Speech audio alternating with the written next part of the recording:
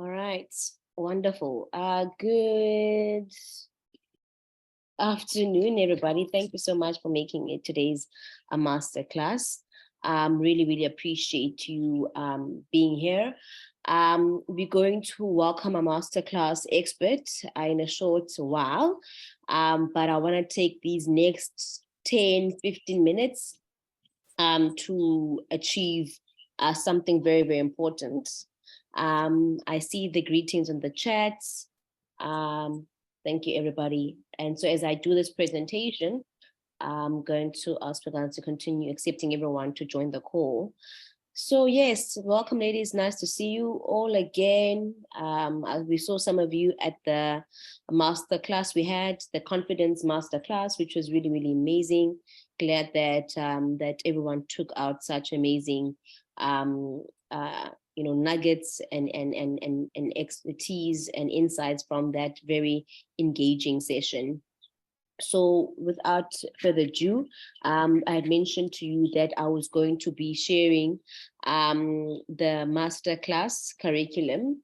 I'm not confirmed if you have yet received it via Google Classroom. If you haven't, you might still be receiving it as an email. But now I'm going to share my screen and take us through the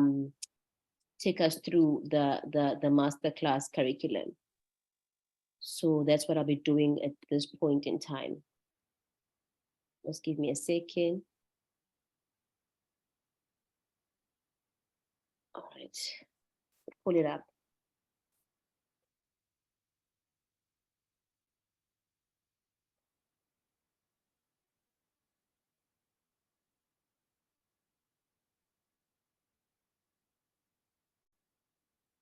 Give me a second. I'm currently having load shedding, so it's going to pull up any moment now.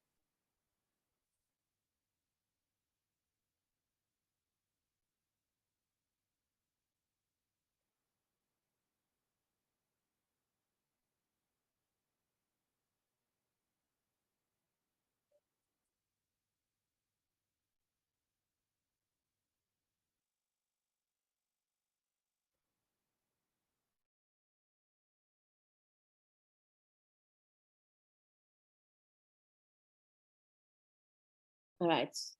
Please do let me know once you can see my screen, and I can then share my screen.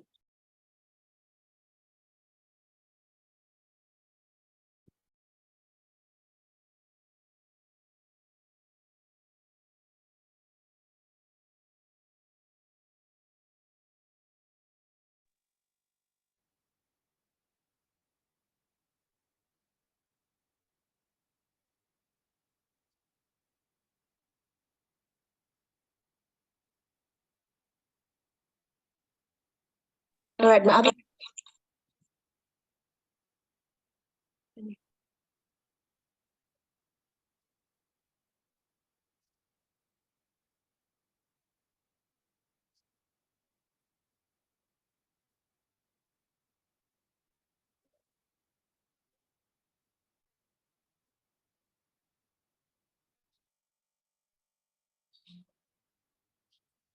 All right. You can hear me and you can see my screen, right? Beautiful. All right, so I'm sharing with you the curriculum. So it's the masterclass curriculum. So it's all the way from July up till January. So July, as you all know, we had the two master classes. We had the business masterclass that was online, and that's a part of a 3-part series. And then we had the second one, which is this last week, the Personal Development Masterclass. So we've had 2 masterclasses at this point. All right, then we move on to this month of August. The month of August. So there it is. So you're going to still get this document, but I want just to speak through it. So we have the first masterclass, which is taking place today, which is on business model innovation by our amazing expert who'll be chatting too soon in a few minutes, Raul. which is about innovation for your business, right? And then the second masterclass will be on the 21st of August, which will be the second part of the business masterclass series. And we'll have a return by Ma'am Tanazile coming again to be with us on the 21st of August.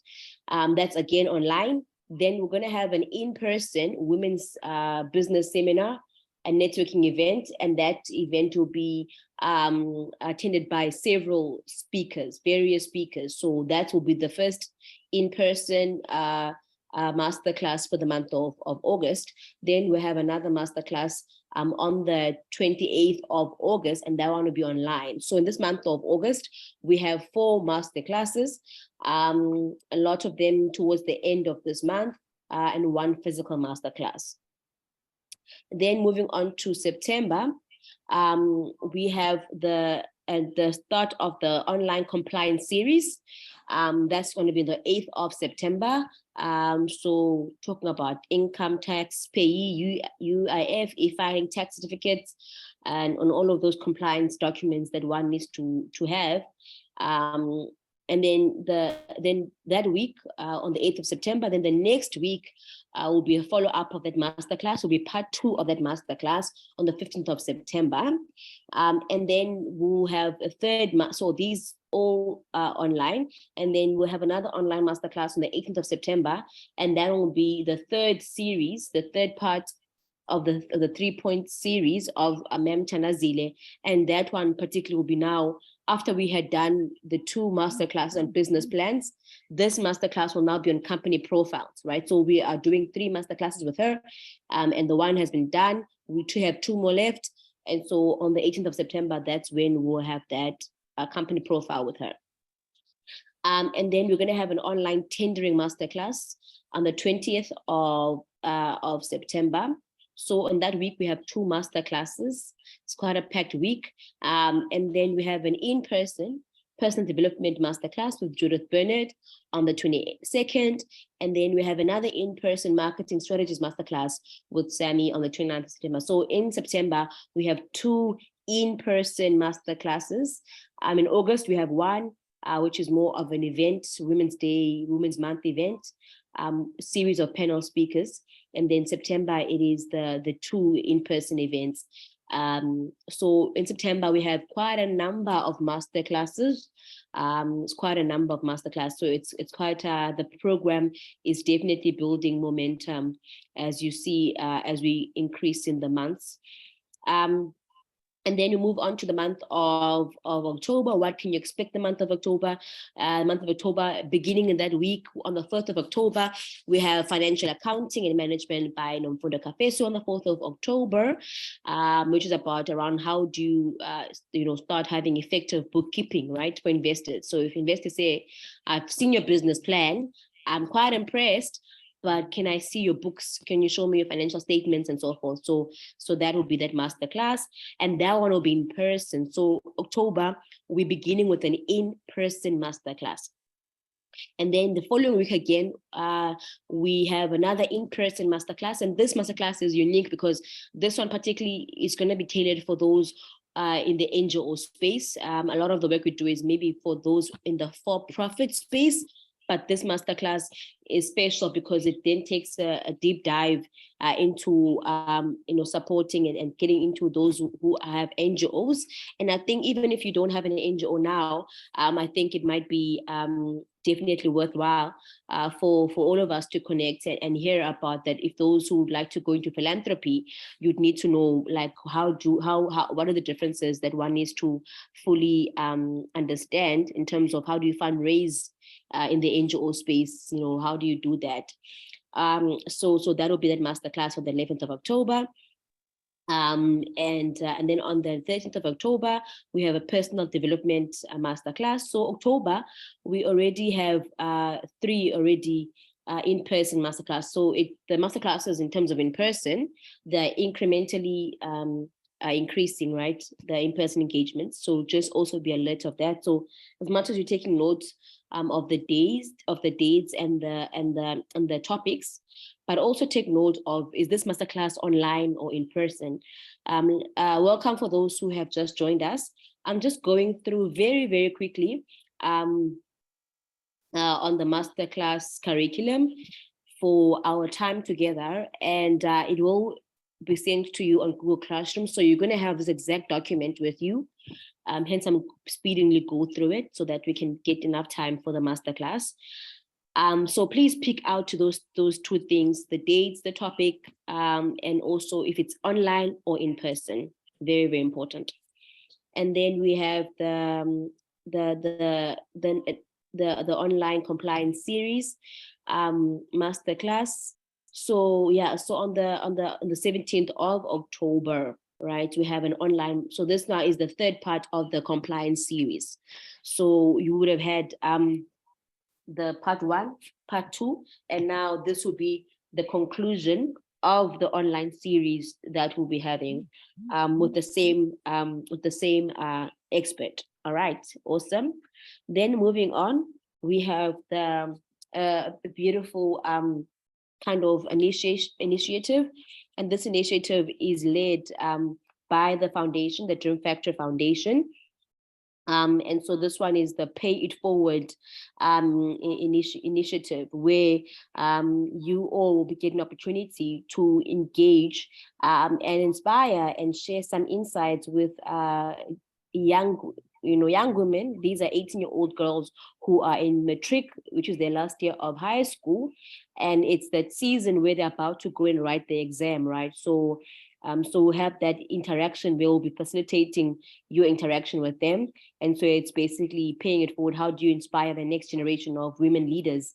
And these will be a group of grade 12 females who are about to embark on an official final test of their high school career. So it's such an opportunity for you to ignite and inspire the next generation of women leaders.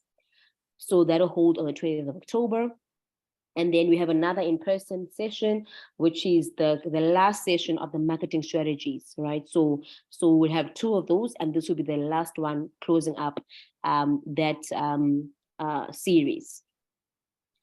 Wonderful. And then we move on to, so as you see, October has quite a lot of in-person sessions. So we trust that as we are letting you into this schedule early on in August already, you're able to, please schedule around your commitments, that you're able to be there and make the best of those activities and engagements.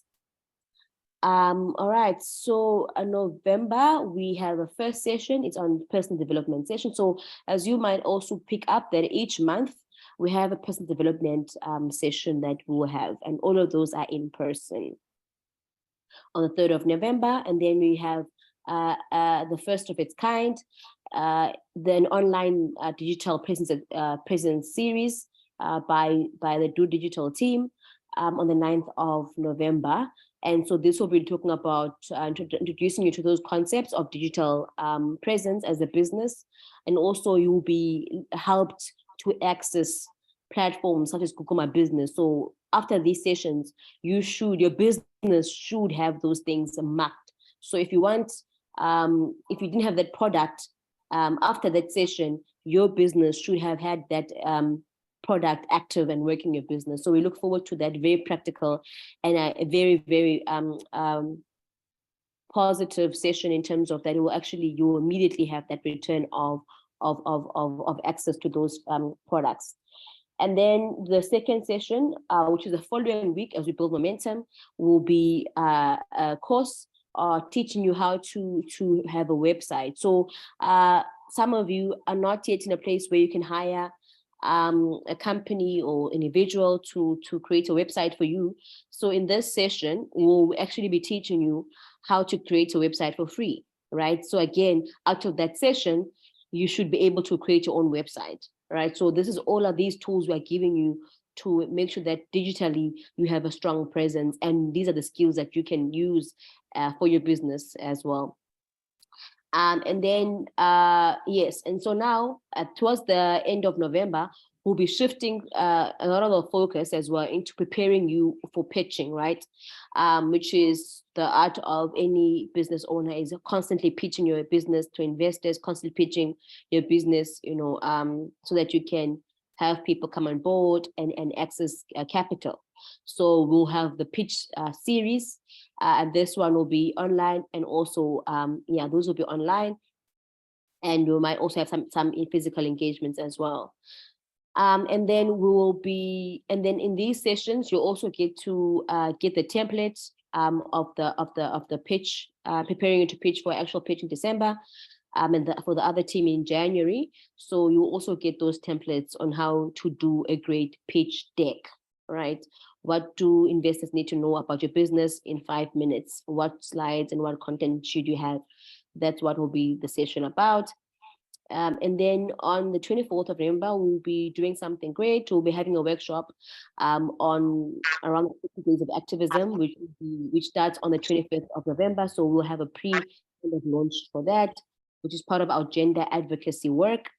And then we'll also then move on to again continue the pitch series, and then in December we're going to have the pitch event. So the pitch event date that I have now, this is for the Emergent Accelerator program. The pitch event. The pitch event for the Emergent Academy, that one will be in January, but I'll confirm the date in the months to come. So the pitch event for the Emergent Accelerator program, funded by EDT, that one is going to be on the 9th of December. So you can already plan and book, and that you all that you are there to pitch your business. And also this event will be attended by all of the women in both of the cohorts. We believe that it will be such an insightful day. And then obviously on the day, the winners of the cash prize will be announced on that day. Then in January, you also have our last our last sessions, which will be the personal development masterclass. So yes, it's that time now. I have to hand over. So because of time, I won't be opening for Q&A. I'll just hold on to that if there's any Q&A admin related at the end of the session, you may please ask me, but I want to just hand over to our masterclass expert, Raul, and so that we can take it away. And that's the reason why you're all here. It's not because of me, it's because of him. So I'll take all the admin questions later on if there's time. Otherwise, you can shoot at them in the WhatsApp group or send us an email, or we can begin to talk about that in our next interaction if we don't have time at the end of today's session. All right, I want to welcome Raul. Thank you so much for being here today. And I believe you are joining us all the way from the UK. Yes, that is correct. Wow, thank you so much. Really, thank you for being here, and we're so excited to learn from you today. Appreciate you making this effort and making this time. So I don't want to take more time. I believe Spakazi has already made you co-host. So you can go ahead and share your screen. Thank you so much, and you can take over the session. So ladies, I've already sent Raul's bio on the group, so you're quite acquainted in terms of who he is, but you can also, Raul, share a bit more if you'd like to do that as well. But yes, please take over the session. Thank you so much again. Thank you so much, and thank you everybody for being here. Very happy to be in the same virtual room with all these talented entrepreneurs, and just wanted to share a bit of a number of concepts that come very often when we try to grow new business, new ideas. And those three concepts are innovation, technology, and sustainability. Those are the three concepts in which I'm developing my career. And I want to share some things that I learned on the way and how that can impact your growth as a company, your growth as an entrepreneur. So first of all, let me introduce myself. My name is Raul, as was correctly said. I live in Cambridge in the UK, but I'm Spanish, hence this weird accent. But yeah, I've been here for the last couple of years. I am the founder of a small consulting company called Cecilia. We work on technology innovations and sustainability, providing services to public sector, private sector, whoever needs it. We also have some roster of professionals that is able to be deployed to different clients depending on their needs, etc. So before that, I was in United Nations and I was working on innovation and technology, develop a few products there. We will see some examples of the work that I did in the past. I started doing innovation in a broader sense of it, like not in any specific area, just try new ideas and see how they work, always internally within the United Nations.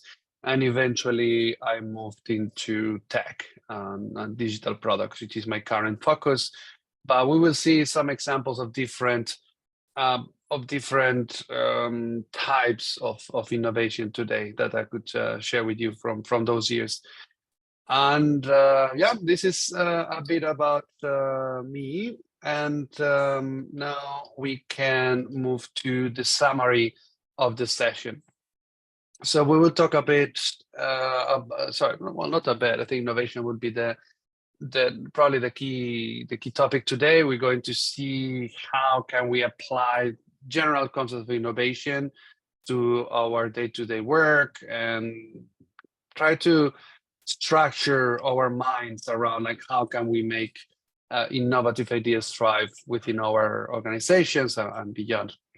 Then we will talk about technology, the latest trends. We will talk about AI. We will talk about digital transformation and how that affects our company. And lastly, we'll talk about sustainability, which is one of the trendy topics in business nowadays. And we will have a general overview of what that entails from a business perspective and how we can take advantage of the current trends in sustainability to grow our business. At some point within here, we will we'll be able to take a comfort pause, I think, a couple of minutes, and let's see how we're doing on time. But let's start. So first things first, innovation. This is a term that you will see everywhere. By itself, it doesn't mean anything, right? Like it's a fluffy word that people in business use to say, like, we are cool, we do new things, we don't do the usual boring stuff. So what it actually means. So there's this definition by an economist. This is a very old definition. This is from the 1930s. And he defined innovation as a successful commercial exploitation of new ideas. So new ideas are always there. You have like hundreds of them every day in different aspects of your life, but that doesn't mean that you are doing innovation. Innovation is to take those ideas, exploit them in a commercially successful manner. So how can I have an idea, a concept, and bring it to reality in a way that brings success to me, to my organization, to my peers, to the world, etc.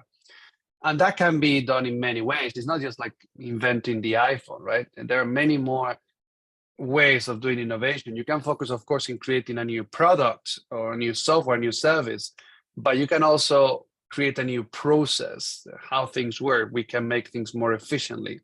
Can we have an idea on the way I ship my products? Can I have a new idea on the way I reach my clients? All of those are processes, and they can be improved, of course. And testing and creating new ideas and successfully exploiting them is a way forward. And lastly, the business model. There are very many examples throughout history where the business model of a product completely changed, and that brought innovation forward. That brought growth to the company. eBay, for example, which is the largest, one of the largest e-commerce nowadays, they started as they wanted to do some sort of video connection with the client and seller, right? And that was a bit the idea. Like we meet in real life via video, and that, you know, people didn't want that experience, right? People just wanted to buy something quick and nice without having to interact with other people as little as possible. Actually, the opposite. So they changed the business model to be what they became today. So that why not, right? Like we can always innovate on that area and change the way we do business, and that might lead to growth. So I'm going to give you a couple of quick frames, a couple of ideas, concepts, and how to materialize these two very blurry concepts. Which one is the ideation process, and then is growth, okay? So first, how I create an idea, and about all these things that we talked before, about the product, about the business model, the strategy, etc., that improves the present, right? How can I do that? And then the second, like, how can I, once I develop that idea, I have to implement it to create innovation, right? So how can I move that idea from just a concept in my head towards something that impacts reality? So let's start with innovation. Sorry, the ideation framing. I use this 3 steps process. There are trillions of frameworks like this online, better, worse, there's no right or wrong here. To me, this is the simplest way of putting this together. So sometimes one works with clients or we volunteer in certain organizations. They want to create new ideas, so you can put people in the room and go through this process together. So first, you have to get an insight, like an observation from the real world. What is the thing that you see and that you would like to change, right? So you should have some initial idea. Then once you have that idea, you have to define the problem behind that insight. So this observation that you see will eventually translate into one question, like, why can't this happen this way? Why should this happen this way? Why can't I do this other way? And then eventually you will come up with a solution to that problem. Yeah, so that's a 3-step process to create ideas. So let's say you have a shop and you're selling product X, and then you have an insight, like, there's this product, like, my clients are not really buying, but those who buy it really love it, right? So what's the problem? The problem is, like, I have a product that people like, but it's not very sold. It's not very well sold in large quantities. So then I will have to research a bit, think about it, create ideas, and find a solution for that. Could it be that the marketing I'm doing is not correct? Could it be that my product is used only by a fraction of the population? So that means, like, maybe I need to increase prices for that kind of people because they will pay a premium for it, etc., right? So this is just an easy way of putting this together. So how am we move from an insight to a problem definition? So basically, talk to the people who has that problem. Like, you have this that initial view of things that might go wrong, right or wrong, and then you go on and talk to your clients, right, and say, like, why don't you buy this product? Like, well, I don't like it, or I don't need it, or, oh, I didn't know about it. Then you will understand better what's the problem behind your insight. And then from definition to solution, how do we move? You generate as many ideas as possible. How can I make my product more known in the market? How can I increase the loyalty of my clients towards this product? So generate as many ideas as possible, and then choose those that have the most impact with the less complexity. Of course, I can do like a massive campaign online and invest thousands of dollars, and of course I will have a large impact, but that is complex with my current needs. So what is the best solution that I can implement, maximizing impact at the minimum complexity? Okay, so this is how we create ideas. Now I have an idea. Now I decided that this problem can be solved by doing this action. Now, how I bring that idea into reality? So we can divide the growth of an idea into 3 stages. Again, there are many frameworks online. They divide this in different steps. This is the one I use, but there is no right or wrong again. This is just a way of organizing our head around the process. So first, I will build some sort of prototype of my idea. You know, when you see here prototype, you always think of a physical product, right? Or something like tangible, or a mock-up of your website, something like that, but not necessarily. You can just test ideas. You can talk to clients, do things in a different way. And the point here is just to understand better your problem. It's not about being functional and so on. You have this helicopter there designed by Da Vinci, which will never fly, but it's, you know, a scale build model, sorry, a scale build reality of that prototype might work eventually, right? So the important thing is to have something basic you can try and fail with. Once you have the concept well defined is when we move into a pilot, or as some people call it, the minimum viable product phase, an MVP. In that case, we have to have something that is useful and it works, and it's not perfect, it's not beautiful, it's not nice, but it works, it does the trick. Now you see there, right? This is a toilet paper holder, which was made with a belt. Like someone broke it, and I don't have the capacity to build a full one, but that's a solution that it works, doesn't it? It's not ideal, it's not beautiful, but it works, it does the trick. So being able to build something like that will mark the distance between having just a prototype and something functional, something that I can test in real life and observe the added value. Once I have the concept clear, people like it, everything works, then I can scale that idea. I can do that better because I know that if I invest in that, it's very likely that I will have very good results. And then I can have like a very fancy product, a very fancy business model, etc., that have been built not from scratch, from nothing, but going through an ideation process and then through a growth stage process. Now, I'm going to give you some numbers on how this works in real life, because this sounds very, very nice, but in practice, growth is very complicated. It's very complex, and most ideas die, and we have to be aware with it, and we need to come to terms with that. It doesn't mean we don't have to do innovation, doesn't mean we don't have to try to do better. It means like we have to be humble and admit that most of our ideas are bad and are not going to work, okay?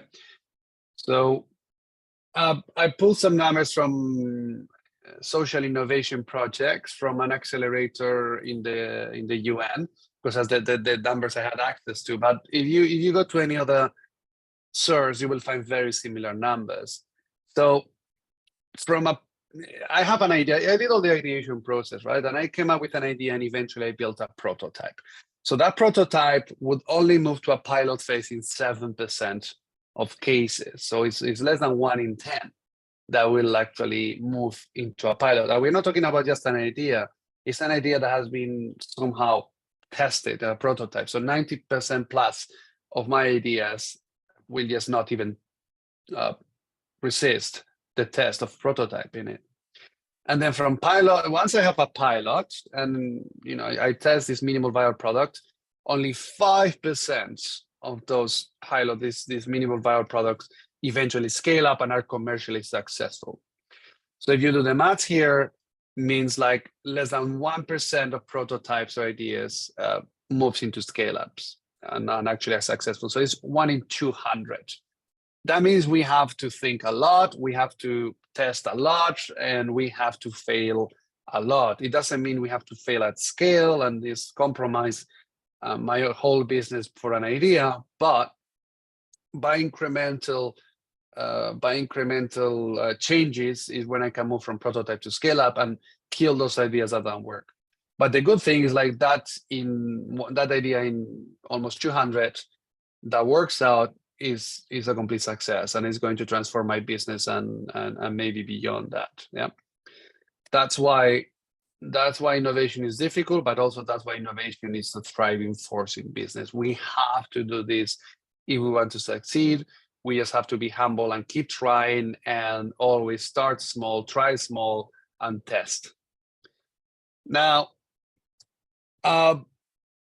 how can I know where I am in terms of growth? There are some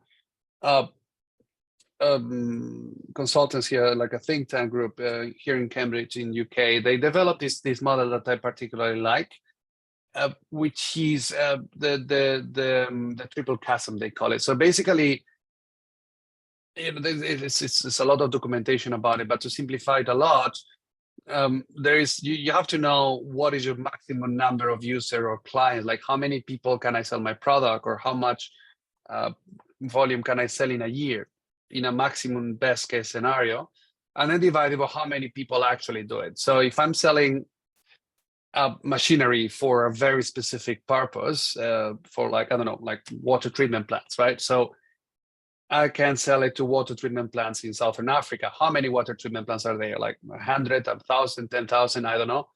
So this is my maximum number of users, right? I cannot sell more than that in any scenario.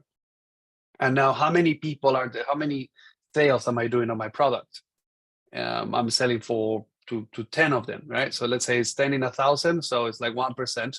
So this is where I am. It's very simple, but it's quite effective to put us in perspective of how much we can grow and where we are.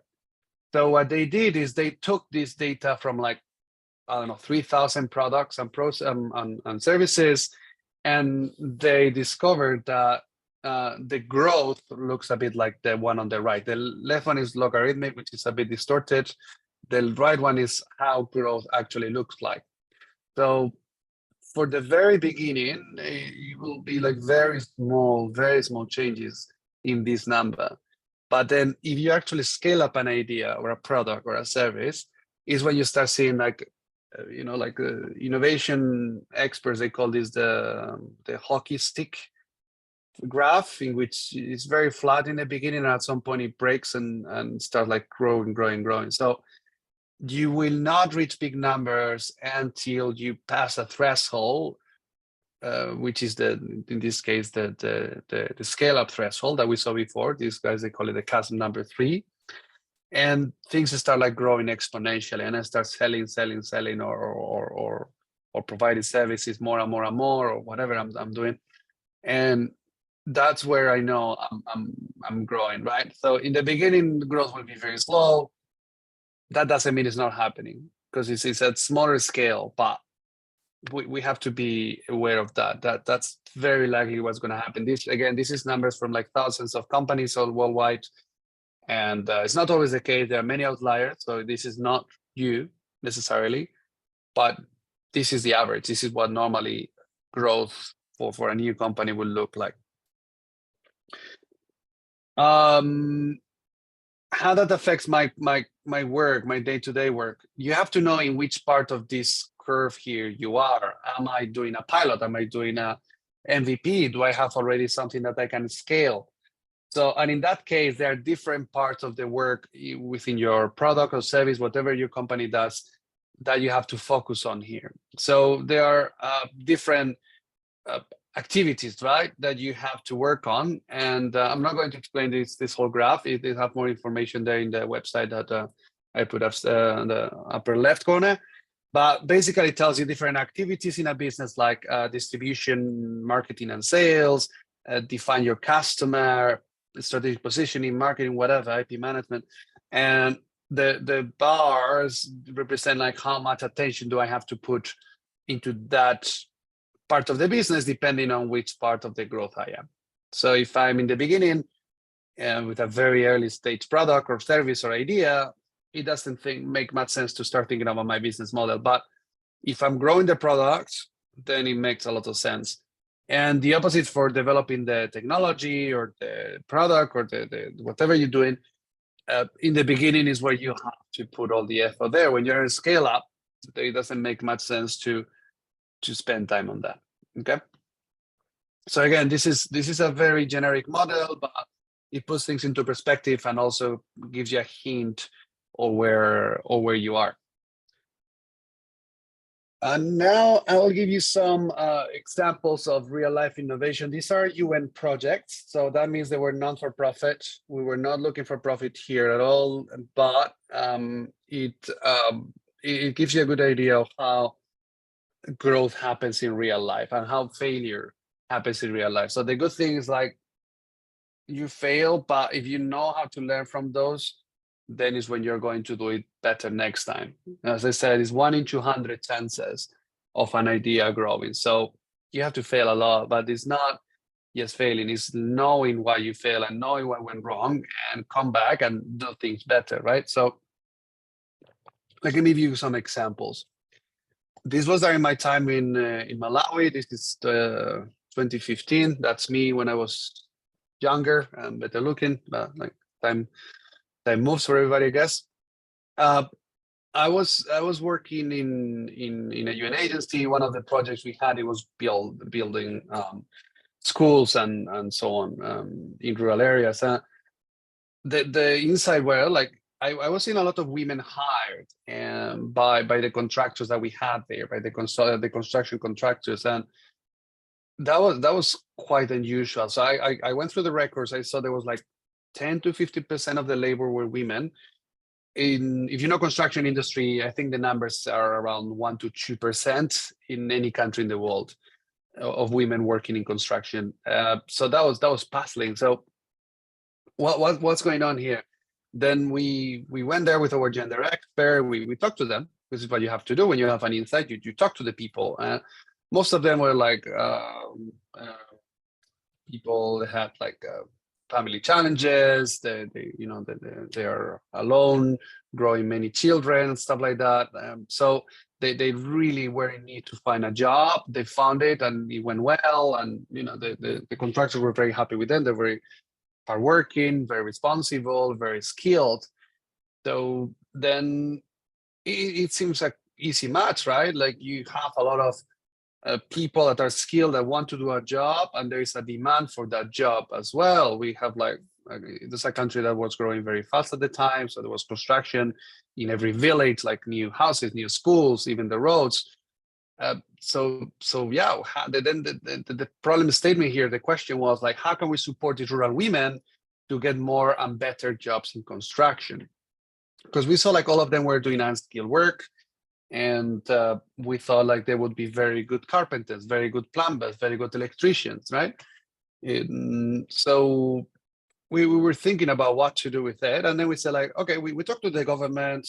They had a council that was responsible for construction industry in general, and then we said like, okay, why don't we create a certification system for these women in partnership with the government, right? Let's go, because of course they have the family responsibilities, and it's complicated for them to go to the capital, which was the only place where this kind of training happened. Let's do a program just for them, and in the rural areas where they live, we just gather them for a couple of weeks, and then we give basics and see what happened, right? So unfortunately, it didn't grow up. So we did a pilot. We had this idea. We tested the prototype, meaning we organized a first version of this training. It went quite well. The prototype itself, women loved it. They upskill a lot. They got better jobs at little group, but it didn't scale. After we tried to do this in a pilot, like meaning like more systematically, like having a program that does this in all the regions in the country, or at least in several of them, and does it like in a more structured way. That didn't work out. We didn't get the buy-in. So now the lessons learned. So we didn't focus on partnerships well. We should have developed more partnership with more entities at local areas, at government high-level managers, etc., etc. We didn't do that. We thought like with the results of the prototype that would be enough. But no, it's a wonderful program and it was beautiful, but there are programs like this happening every day, and there are competing priorities. So these people at managerial level, they have like 3 million projects like this on their table to decide from with limited resources. So we didn't really stand out as a project that they consider worth of investing over others, right? So that was a problem. Also, there was no overlap between the target of the project and the organization in which we were working at the time. One of the UN agencies was target is definitely not construction and upskilling. That was some other agency who had the mandate, but still we were involved in some projects and we were doing some, but that was not what the managers wanted to do because for a number of reasons. And also the replicability, yeah, it was there, but again, you have to go to a new place, find the people, talk to the village, talk to the local authorities, bring the government. So the replicability itself was not as good as we thought it would be, because when we were doing the prototype, we realized like it was actually very complex. You have to the logistics of buy materials, bring everybody there. It was more complex than we thought. So basically, it was not replicated. On the good side, like all these women that were trained, for what we know, they did very well in life after. So that at least we will have that in our heart forever. But other than that, yeah, things that we learn in there. Another project in Malawi, we were working with school meals programs there, right? And if you know a bit about the country, the agricultural productivity is particularly low, and one of the largest problems is water infrastructure. And so there is no irrigation facilities. That infrastructure has not been developed yet. On the other hand, there's a lot of underground water. It is the Lake Malawi there is the 6th largest lake in the world, and it's almost north to south in the country. So my insight was like just going from school to school, and I remember one of those this year, probably 15 or 16, there was a huge drought, and I remember seeing the maize wilting, and I could see the lake in the horizon line, like 4 or 5 kilometers away. And I was like, "How this is really sad. Like, we have these crops here really struggling, and then when water is right there, it's just like a matter of bringing it here, which sounds easy, but of course it's not. It requires a lot of infrastructure and money." So then that was the insight, the first part of the insight. The second part was these programs for school meals. They work on at that time. They work on donor budgets. So the government didn't have the financial capacity to fund it, and it was fully dependent on international budgets, international donors, and that's not sustainable, of course, over time. This program was proven to be really good because they bring like more children to school, they eat better, and so on, especially for girls, like they stay longer in school, even in rural areas and so forth. So it was a really good program, but again, it was very threatened by these donors. So I put those two insights together, and then I said like, okay, we have this on-ground water available in the country, and I know we can pump that out. We can have like a solar system and so on, which is relatively cheap, and bring the water up and irrigate. And we cannot do that in like thousands of hectares, but in 1 or 2 hectares, that kind of works. And at the same time, we have this problem of donors this program depending on donors. So why don't we mix both? We build these groundwater irrigation systems in the school area, and we plant like 1 or 2 hectares, and we plan the crop rotation in a way that have a part of food for consumption and a part of the food for sale. Like we grow like cheap product, but are very caloric or very nutritious, and expensive product that is not so interesting nutritionally, but that has high market value. So we can sell, and with that money, pay salaries, pay the system, pay for maintenance, etc., etc. Because we did the numbers, and it was self-sustainable, right? The money we made out of the high-level product was enough to keep this system running forever, in theory, of course. So yeah, there was already a committee in the schools for school meals, so they could manage the plot. This was most rural areas, so most people working in agriculture, so there's not much to do. They know how to do all this, so there was like no need to upskill or to bring anything that didn't exist in the knowledge of the user. So that was on paper, that was really good, and it failed, but it failed later on. So we did a prototype. We we thought of the idea, we tested in one school, and it worked really well. The money was enough to keep everything running, so the assumption was correct.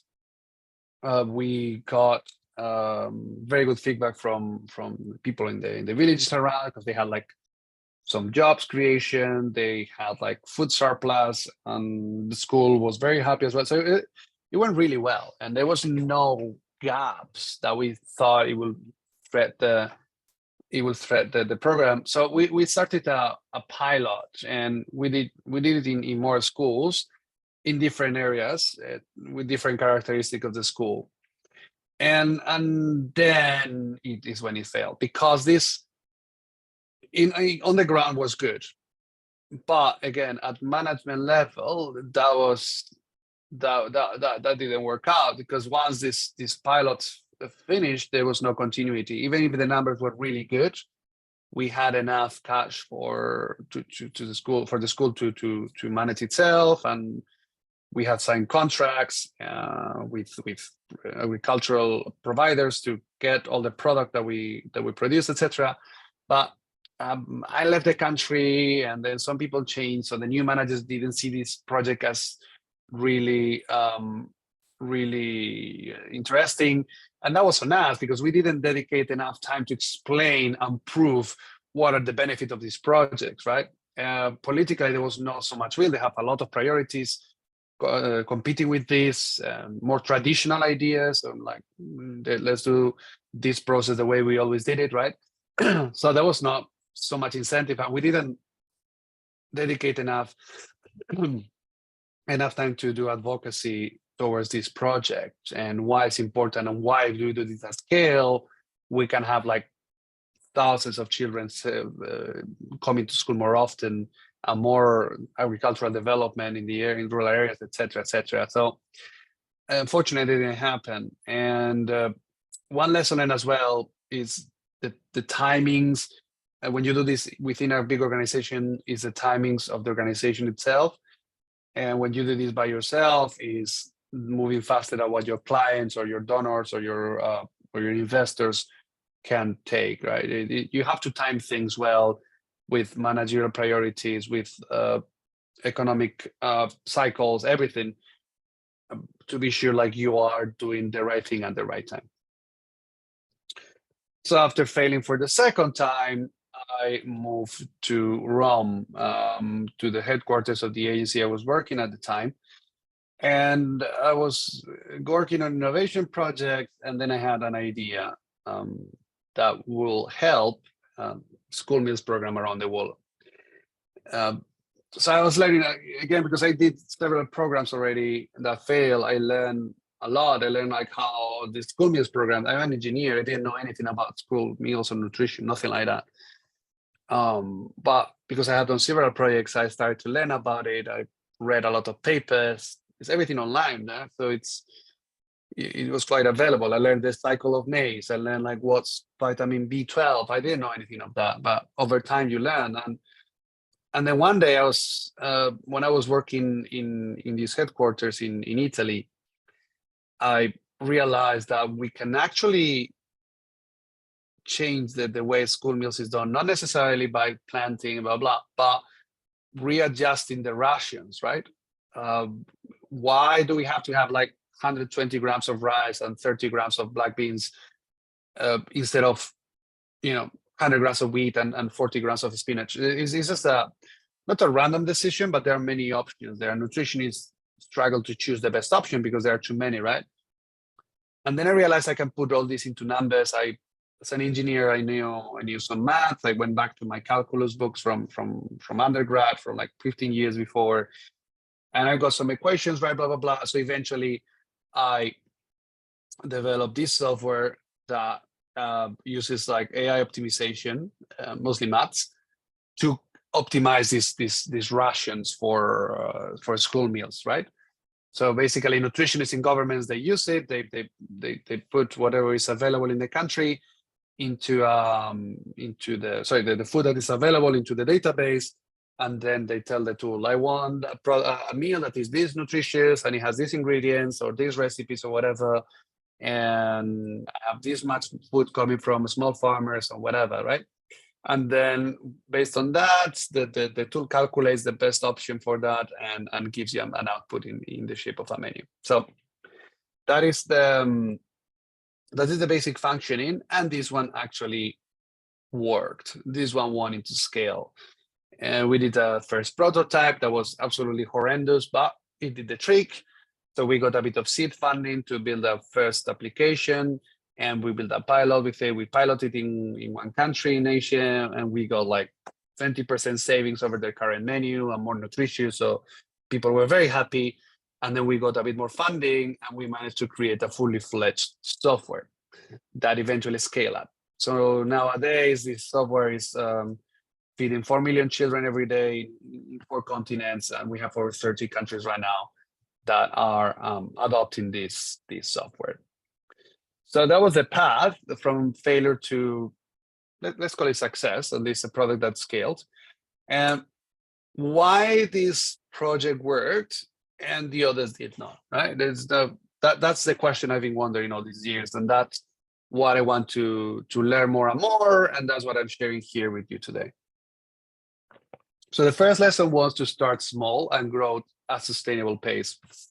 Don't overgrow, don't undergrow, just do it in a way that feels natural, and always test something before you move to the next step, before you're over ambitious. Take time and patience. It's a very rare asset when you're working on a project that is very intense and requires a lot of energy, and maybe you have all your hopes about your future and all your dreams put on that project. So you want to see things growing fast and succeeding, because you know you will, but you forget to take time and explain why your idea is better than others, or why your customers, why your donors, why whoever needs to believe in what you're doing and why it's better than other alternative. Another point, it was a digital solution. Digital solution by definition are easier to scale, and that's a fundamental fact. It doesn't mean there is no way to scale other type of businesses, but obviously a digital solution is faster. It's coded and it's online, and you can always change it, you can always adapt it. It's easy. And so yeah, that facilitated things a lot over like the other projects that were physical. No? Focus on the solution, simple and narrow, lean design. Whatever you don't need, you do not need, and be aware of that. There will be a lot of clients, a lot of users, a lot of people, friends, your family, that you will tell them your idea or show them your product, your service, whatever, and they will say like, why don't you do it like this, or why don't you do that? And those are valid ideas, but you cannot do everything for everybody. So part of this success story of an entrepreneur is understand where the value is of your idea and your product. Because 10 people out of 1,000 tell you like they would like this product to be like this, or they would like this shipping to be like that, or whatever, you don't need to take them seriously. You can take it into account. You should take everything into account, of course, but focus on what is going to add more value. And the simpler your product, your service is, if you can explain it in one sentence, better than in 2. So this is a very, very important point that I always underestimated, and until I analyzed like why this worked and others did not. Other thing that we did, we were changing. It's a long process for a government to do a school meals program, right? So changing the whole thing would have been impossible. It was a bit what we were trying. Sorry. What we were trying in the second project, we're basically changing the entire supply chain and the way things work, and that's very complicated when something is well established and there's a lot of stakeholders. So this is easier. Just change a little piece of the big puzzle. Just help the process with one product, with one service, with one action that will facilitate the rest. And I call this innovation without disruption. So if you go too far into change, even if the idea is good and the outcome is better than the status quo, it might not work because it's too much. There's people, you will lose your users' attention, you will not do your Investors will not understand what you're trying to do. So take this into account. Partner up with the right people, get support, very important. Also get recognition. One of the factors that I saw it changed a lot, it was because we got a couple of awards when we were growing this product, and we were invited, you see me there talking in a couple of events and so on. That's important. It's not critical, but external validation, it always helps you a lot. Like, it's not just me telling you what I'm doing is good. It's externally someone said, I know I like what this person is doing. I like this project. I think it's useful. I'm going to put my name under it. If you get that, then you get a lot of traction. And it sounds stupid and a bit how can I say it? A bit you need a bit of vanity to do these things, right? Like, I need to win and I need to be better and I want awards and I want to be pitching and I want to be talking in events and have pictures of me in the press, stuff like that. It's a bit of that, might be a bit of that, but that's fine if that's what you want, but that's not the point of this. The North Star here is be able to tell your customers, your clients, your whoever, your donors, your investors, that you have people that believe in your idea, that is externally validated. And that will help you a lot to partner up with the right people, which is absolutely critical. Get support. You cannot do it by yourself. Get the experts in the areas that you're not an expert. So be humble to recognize what you're not good at, which is very difficult. When you have an idea, especially when it's kind of working, you get cocky and then you're like, yeah, I'm so good. But you're good at what you're good, and there are things you're not good at. And then do a lot of user research. Talk to all your potential users. Tell them what you're trying to do. Ask them what they think. Don't take everything too seriously, but listen to everybody. Research a lot. The more you research, the better you will understand what you're trying to do.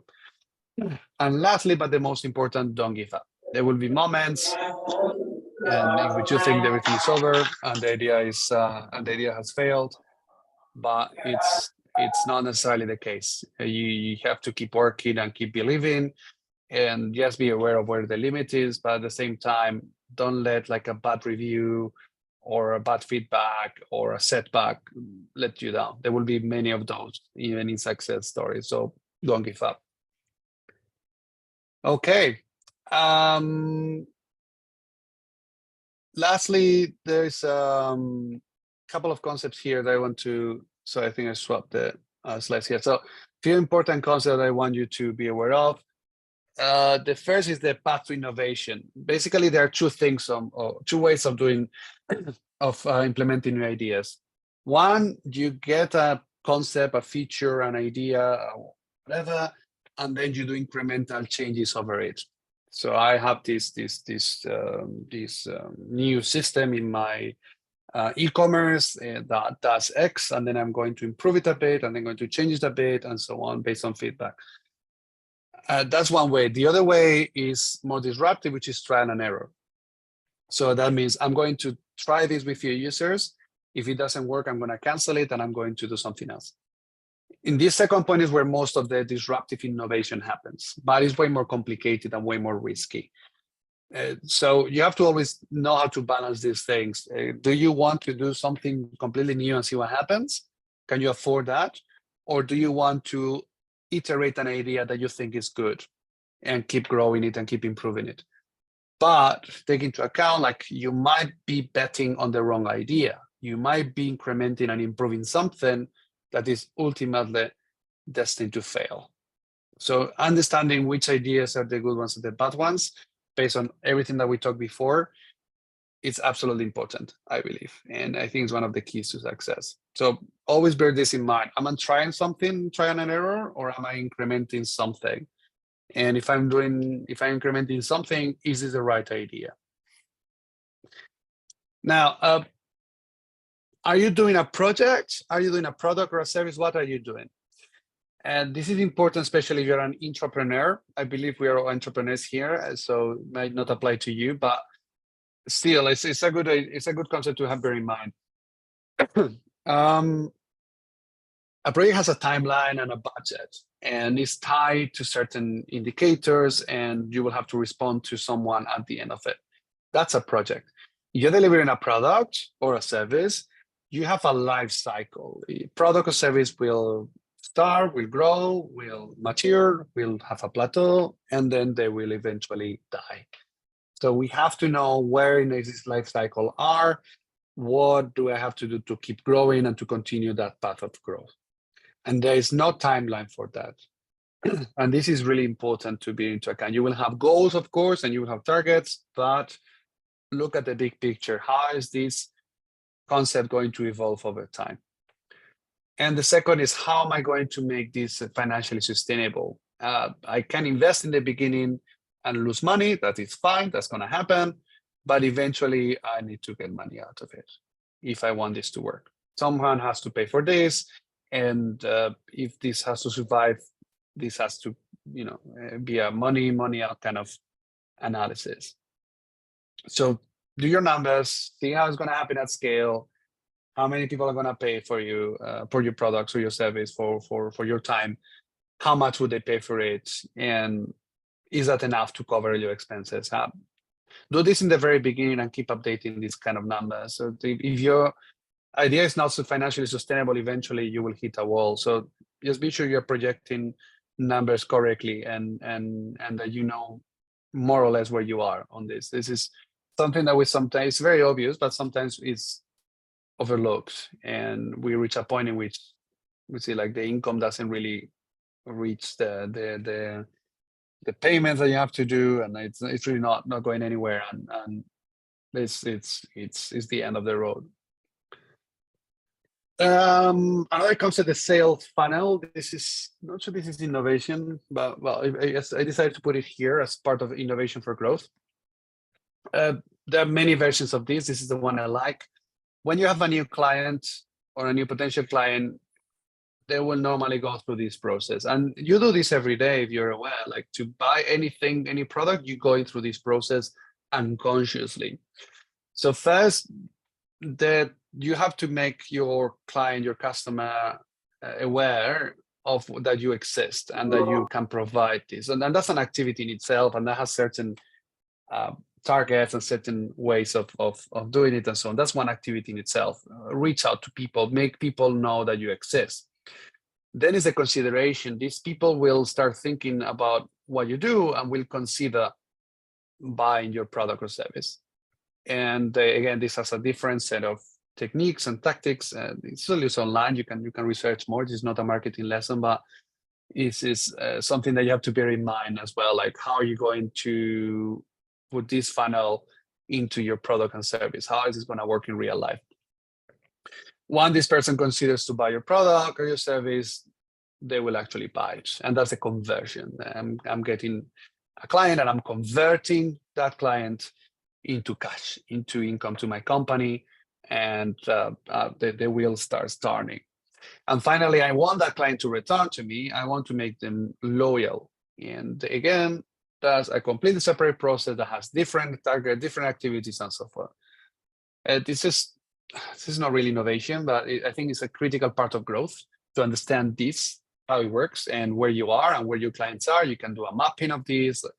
There are many ways. I recommend you absolutely to look for this concept online, and I understand better these different steps. But again, it's not the target for today. So I'll move forward. Okay, paths to innovation and growth. Again, obvious concept, but sometimes we overlook. So let's take a look at it. We can grow something or have ideas and convince clients top to bottom or bottom to top. So top to bottom is, let's say you have a B2B concept. I'm selling something to other businesses, and there are two ways of doing it. I sell to the people who is actually going to use my products, technical people, let's say, my service, or with managers, with the top people. So you can use both simultaneously, and you can convince people simultaneously, and you can use this funnel and have different actors in different kind of techniques of innovation, growth, and advocacy. So top to bottom, focus a lot in advocacy and management and ensure like whatever you do, whatever you offer aligns with the corporate goals of the person you are going to talk. Because the people at top, they care about corporate goals. They don't care about the individual gains because it's not their job. So be sure like you know what the company wants to do and why, and try to align your pitch, try to align your sales with what they're trying to achieve. And if it's the other way around, bottom to top, then it's a different story because as an employee, they will always look for individual well-being. So are you selling me something that will save time or money for my department, for me? Am I going to do my job better? Am I going to be a happier person? And also this B2C approach, right? Like I'm selling something to individuals. I'm selling beauty products or food or whatever, right? How am I going to make these people improve their individual well-being by acquiring my product or service? And then rely a lot on the word of mouth, because that's how you're going in this kind of approach is where you're going to get more clients, especially you're just starting, you don't have like a marketing budget that you can use, right? That's impossible. So you rely on this, people talking good about what you do. Very important concept. And again, think about how you're going to trigger this. All right, so the next topic is technology. We have time in the end for Q&A, I believe. So I will skip questions about the previous part until then, if that's fine. So what I suggest, I'll go through this part, and then after this, we take a couple of minutes of comfort break, and then we can continue with sustainability, if that's okay with everybody. So technology. Let's start by how do we create digital products from scratch? I don't know if some of you have background on this. If you do, this is probably going to be a bit boring, so good time to go get a coffee. If you don't, that might be interesting for you to know. I think this is nowadays something that we all should know, how digital products are created, how do they work, and understand the basics under it, because they are going to dominate the world if they are not already.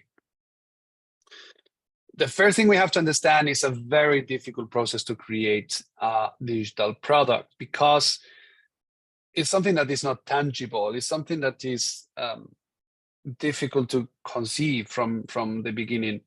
And then the technology is very well developed nowadays. So there are many ways of developing a product, a digital product, from different perspectives. I can create an app or a web application or a mobile application, or I can use this language or this other language for programming. I can use different frameworks, different server, different security. There are many options. And the combination of having many options and very blurry definitions, because everything is intangible and there are many, many options, that makes an anarchic process by definition, as we can see here. It's very far from certainty how we're going to do this, and there's probably far from agreement between people in the team, like what is the actual outcome of the product. So we have to understand this. It's very complex.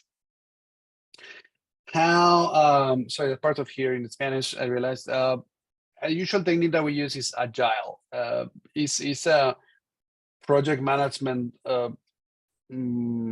framework, let's say, that organizes work in a different way. So if you go to development of products or services in the past, the modern way of doing this was invented by Henry Ford in the 20s and the 10s, the chain production, right? So, and that mindset stayed for like 100 years in industry. So we have a subsequent chain of processes and actions that eventually will lead to an outcome. So someone will make the door, someone will make the glasses, someone will make the wheels, and then we will put everything together, and then we ship the car, and then we have a car. When people try to do software that way in the 70s, 80s, they realized that that doesn't work for digital product. That's very complex because it's intangible, it's hard to understand, it changes very quickly, it's very difficult to go back. So they decided to create a different way doing things, and they made what they call the agile system. So you have a product backlog, which is a number of ideas, of features of what the product should look like. So this website should have this button, and that button should do action X and whatever, and so on. And then I would do what we call a sprint, which is intervals of 1 to 4 weeks, normally 2, in which we have a set of actions to be completed. So I get these ideas, these features, and then I select some of them to work on these couple of weeks. And every day I touch base with my team. We check everything is okay, and then by the end of these 2 weeks, I have an incremental change in my product.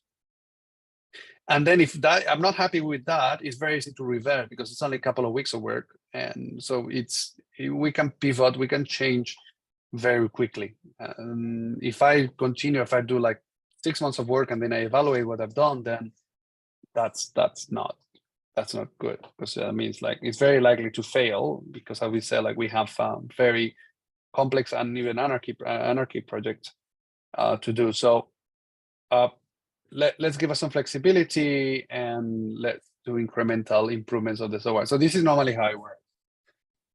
Now, there are different parts and different levels of visibility in this model. There are things that I have a vision about it, like they will happen in 1 to 3 years. There are things that I actually wrote in some documents saying like, okay, in the coming 1 to 2 years, I want to have this digital product doing X, Y, Z. And then I have the backlog, which are actual features and breaking down features of what I want to do. And then the sprint itself, which is what I'm currently working right now. I'm going a bit fast with this in purpose. This is a topic in itself. I just want to give you a little introduction to it. But again, if you're very curious about it, there's thousands of resources online for this. An agile team, how does it work? Like you have a client on the left. Sorry, again, this is in Spanish, I believe. You have a client on the left that will have some requirements, and then we have what we call a product owner or a product manager. This is a bit change of definition. That is in the middle between the right side, which is the tech team, the technical team, and the left side, which is the client. So I have to understand what the client wants, and I need to understand what the technology team can do in real life within a period of time.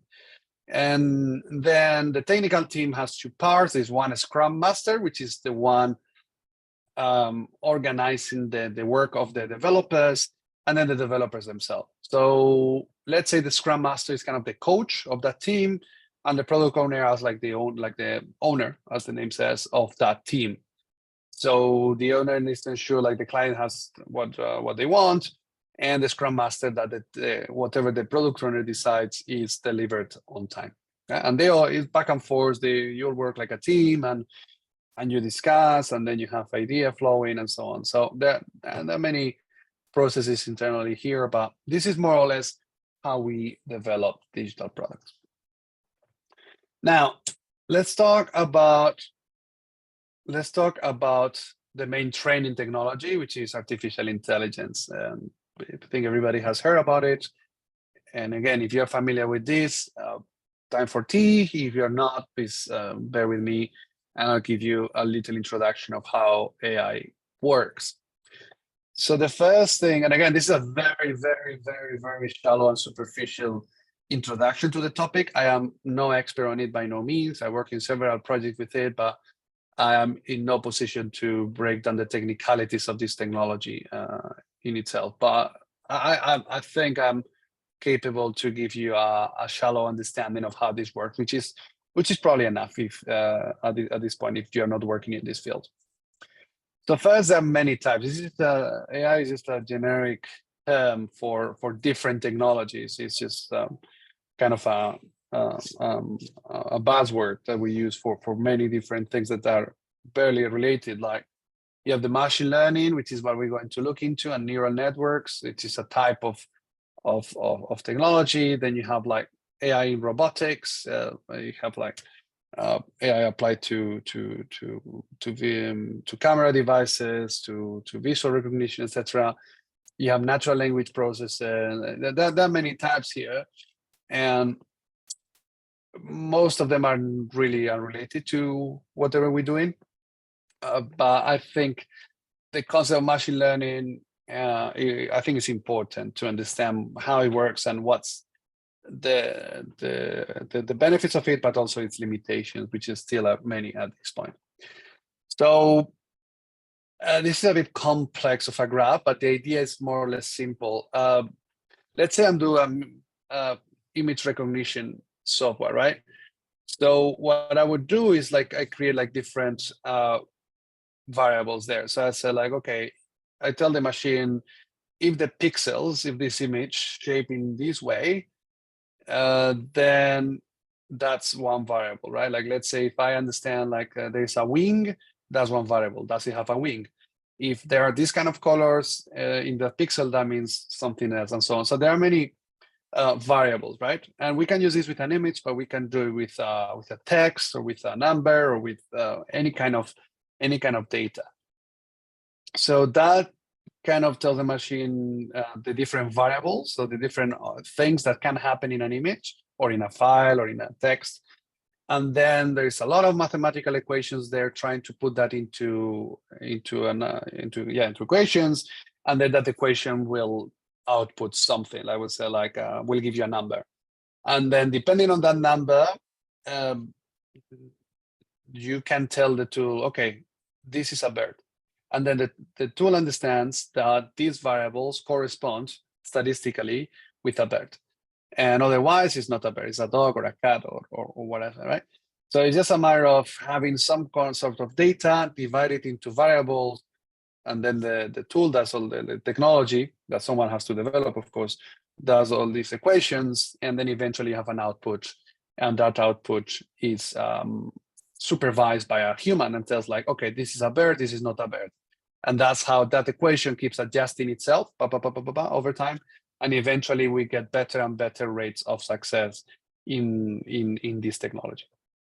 And it's called neural network because it's how neurons in our brain work, apparently. The connections between them, and they evaluate the inputs that we receive through our eyes or our skin or whatever in that way. And it was just a copy of the way our brain works. And if you do this many times, the equations inside will keep adjusting itself and be more and more accurate. And that's what we call machine learning. So the machine learns how to differentiate something from something, or how to find patterns or whatever, given some sort of input. Now, there is a type in this technology, which you might have heard about, which is the ChatGPT example, is a large language model, which is done this with like trillions and trillions and trillions of data. And all that data is language, is text. So what happens if I have all this data and I have the right equations and the right work behind and blah, blah, then at some point I can start understand that the machine can start learning what I mean when I write. Yeah, just by repetition over billions and billions of text. So I just text something, and then the machine can process that information, understand what I'm trying to say, with that input, process that information and generate an output, generate an answer. Yeah? This is ChatGPT basically.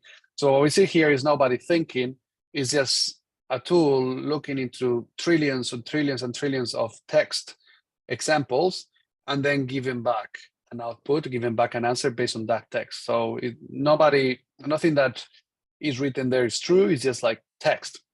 And you can see that I was doing a research project here in uni, and I was testing this like a few months ago, and I said, like, when it first came, and I asked the tool, like, can you give me the most important research paper or article on this topic? And then the tool gave me an answer that didn't make any sense. Give me actually an answer. So like digital transformation in whatever, I remember, by Joseph Smith, 1987. And I looked for it, but that paper didn't exist anywhere. It was made up. And I didn't know this technology yet, so I didn't understand what was going on. And then what happens is it just looks by probability. So if I ask, what is the most famous paper in this technology, what the tool will go do is check all the database that it has with all the trillions or millions of papers that have been read, and then check what are the most common words in those papers that I'm looking for. So if I'm looking into digital transformation academic papers, then the title of those digital transformation papers, whatever they are, they will combine them, see what are the more common words, and output that. So it will be digital transformation principles, for example, because are the most common words that exist in those trillions of papers. And then the author will be, again, the most common name repeated over that. Like most of these authors are American, most of Americans are called Smith. So very likely the guy who wrote that was Smith. So they just give you that number, that name, and that's it. And then the year will be probably the year in which more papers were published. So it was just, it's language, it's text. It's not based on knowledge. It's not based on database checking. It's pure text. And that's the limitation of this. The good side of it is like it can generate text very accurately and very securely, like in the sense of security in the chat when it talks back to you, even if it's wrong. So that allows to generate text out from scratch. I can give some inputs, and based on the trillions of inputs it received before, the chat GPT will give me back some output. Yes, I want a recommendation letter. I want my CV rearranged. I want a table shaped of the capitals of Latin America, whatever. And they will check on the text and give me a text back and generate something out of scratch, which is not generation per se, because it's just taking thousands of data points and put them together and give me something back. But that's what we call it generative AI, because I can create something that is useful for me, and it saves me time in writing letters, writing articles, whatever I want to, with many limitations. And of course, it's still very detectable when this happens, but this technology keeps evolving and keeps more and more natural. So in no time, we will see this working much better, I believe. So how will AI affect business? In general, I believe, and again, this is just personal opinion, the product will get closer to the client. Like we will be able to adapt any service or product more and more to what each individual client works. So ideally, in an ideal world, your business will do exactly, or will deliver exactly what each individual client wants. Like if you're selling a car, I want, each client will cover a different thing, and that's why you can't change the color of the seat, and you can ask for like this and that arrangement. But in general, there are limitations to that, because I cannot create a car specific to every client, right? The same happens when I'm delivering a service or a product. The closer I'm to the client, the better fit I will have with that client, right? But that will not always happen. That will happen only sometimes. So AI will enable that, will enhance the customer experience in a way that I can adapt my product more and more to exactly each individual client, because the cost of doing that goes down. Data analysis and insight is absolutely critical. Like I will be able to find patterns much faster. I will be able to know exactly what's going wrong, and things will get more efficient. Repetitive task, I'm going to send emails to 20 people. I'm going to do this 50 times. AI will be able to do that very efficiently if it's not already. Predictive analytics, again, finding all the data that has back, it will find patterns of things and behavior that happened in the past. So giving some inputs, we'll be able to forecast the future with certain accuracy. This is happening already. And then, as I said, personalization, recommendation, customized experience, customized content, customized things. And last, I think this is the last point of technology, digital transformation. What is digital transformation? Why is it so important? You might have heard this term around. It's very critical nowadays. We have to bear this in mind, even in small companies or even in emerging businesses, because whoever does not it is not going to survive in the next few years. And that's true for the last 5 already. So many companies that had traditional ways of working and whose management didn't want to go through this process are already gone. So this is extremely important to bear in mind. Be as digital as you can. If you don't know the first thing about technology, you don't need to be an expert, but watch some videos on YouTube, learn a bit, get a couple of books. This is critical in an interconnected world, and it has many benefits. Only it's not only don't see it as a danger, but also as a potential opportunity, because that makes your market much bigger. Your world is smaller. That gives you way more opportunities to learn, to be more efficient. So if you know how to do this, or at least have some idea of how this works, the advantage over the people who don't know, it will be huge. So I really recommend you to understand the basic concept of these and start thinking. And this is part of the of why I'm here today, to explain you this. How can I use this technology on my for good and grow my business based on that? So digital transformation itself is a process in which any organization integrates digital technology into all areas of the business to change the way we deliver value. It's not like I'm going to use this and this software, right? It's a comprehensive strategy of how am I going to use and leverage this technology to give more value to my customers and create a better company. So it's a strategy after all. And there are many books about strategy. This is probably the most famous one, Good Strategy, Bad Strategy, online as well, if you have the chance. Very interesting. So how am I going to strategize this? Like, how is my company going to go digital? Of course, we have a small business. This is much simpler. This is normally applied to like huge organizations where change is very complex. If you are like a one-person company or very small, you're starting, of course, you don't have to go through this process, but bear it in mind. Think always about it and how can you go more and more digital, because you will have to. First, again, this is a strategy. This is applicable to anything, not only to digital. So this is always a good concept to bear in mind. First, diagnose what's happening, what's wrong, what are the challenges that you have. So diagnose the status of your company in terms of digital, or in terms of anything, in terms of sales, in terms of marketing, in terms of human resources, in terms of growth. And then you have to design a guiding policy. You focus on something. So like, okay, my policy would be, I want to grow my digital sales over the next 3 years, or move to completely to digital sales in the next 3 years. So that's your guiding policy. And now the coherent action, like how do I work in all different aspects of my business? How do I work in HR? How do I work in client satisfaction? How do I work in product delivery? How do I work in research and innovation of new products to reach that goal? All of those activities will talk to each other and will have to be coherent. Yeah, it's not just like things that one say will do and so on. It has to be coherent and make sense with itself. So this is a very simple but very powerful framework, and that helps a lot in the way we work with companies.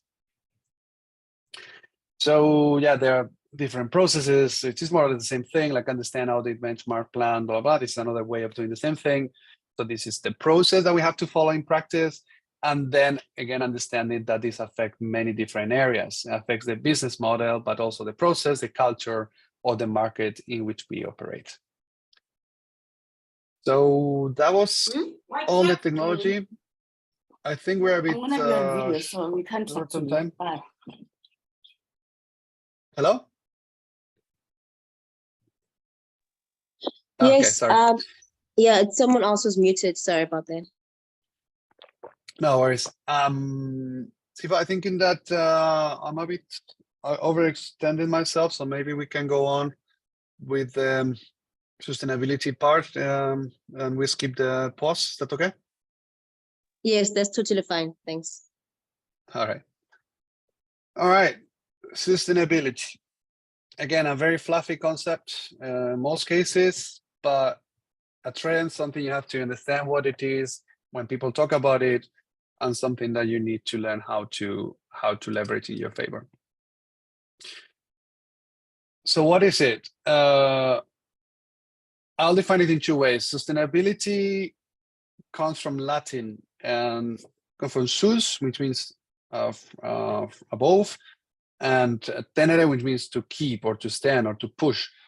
So it's to keep something above us. We have to be doing an effort to ensure whatever we're doing doesn't fall. And at the same time, a mathematical definition of this would be something that I can do infinite times. If I can do it infinite times for an infinite amount of time, that activity is sustainable. So bear this in mind always. But what does it mean in practice? This is a PPP framework or concept that's very useful in academia. And it's basically the equilibrium between planet, people, and profit. So whatever we're doing has to be non-damaging to the environment, has to be positive for society. We don't have to be creating any challenge on that area. And of course, it has to be profitable because we need to make money, we need the business to grow and so on. So the equilibrium between these 3 points, don't harm the planet, improve your society, and generate profit is where sustainability in business relies. So if you are not there, in a few years, you should be there. And it's for many reasons. This will be regulated. It has been already very regulated, but it will be more and more regulated. So if you have an activity that is particularly bad for the planet, really find a way of offsetting that or think about different options that you have ahead to improve that. If socially as well, like everything from diversity to fair salaries, to fair treatment, to impact in the communities where you operate, etc., absolutely critical as well. Sometimes more overlooked than the environmental part nowadays, but to me, equally important. And then, of course, the profit part, which is obviously making money, which is what will keep your company or your business alive and generating benefit for the people around you and hopefully for the planet as well. So how do we ensure sustainability? There is this movement now, or this business area called ESG, which is environmental, social, and governance reporting.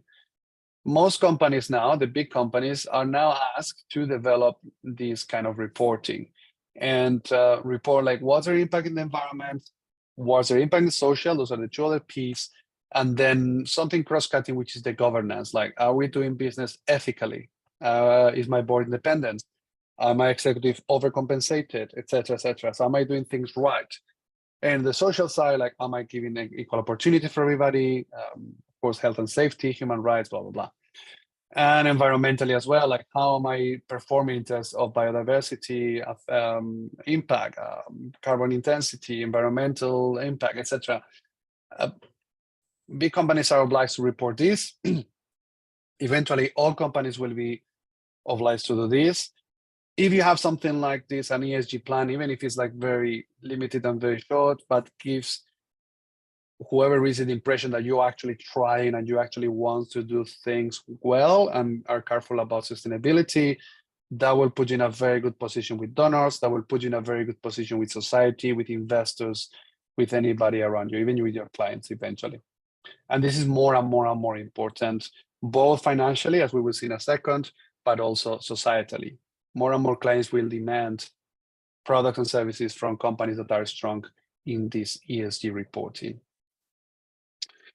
And lastly, what is the impact of sustainability in growth? I will just show you this graph, and still a bit outdated. It has been grown a lot, but this is the investing from the mid-90s in sustainable and responsible investing, meaning investing in ESG strong companies or improving basically the sustainability of companies. And as you can see, after the crisis in 2008-9, that started to escalate exponentially. And that means if your product, service, whatever, has some of these strong, so it's strong in any of these ESG components, that means you are able to attract more funding than if you don't.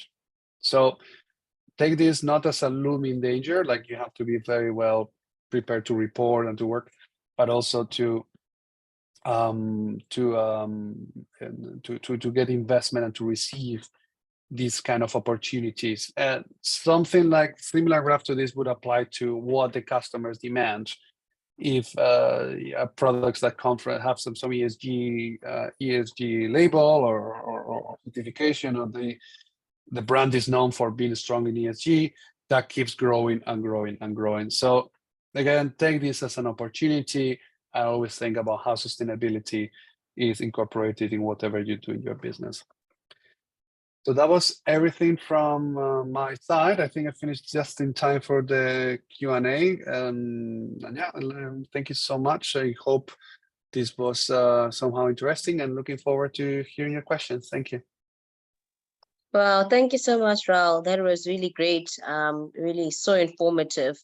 I know that we all learned a lot of new things today. Yes, there was a question. It just disappeared from my chat. But Bongiswa, you can also clarify. There was a question around the difference between growth, the growth process, and the design thinking process. Is that the same? Please, could you help answer that question? Thanks. Sure, great question. It's not the same, but they are related. So the design thinking, the ideation process can be applied to anything, and it should be used as often as possible. Even yourself, like sitting in your desk one day and thinking about how I can do things better. So the design thinking process is just a way to give me ideas for growth, ideas for doing business better, doing business good, more responsibly, or more efficiently. And those ideas, then I have to implement them and to put them into practice. And that is when I have to have some sort of growth strategy. How am I going to use this idea to actually create and generate impact, right? Of course, there is a lot of combinalities, and you can always revert back. Like, I'm going to thought this idea, I don't like it. Let's go through another ideation process and so on. But design thinking will give you an answer, and a growth strategy will put that strategy into place and actually test if it works or not. Thank you so much. Are there any other questions? You can go ahead and unmute yourself. Otherwise, you can also note it in the chat box, and I can also read it as well.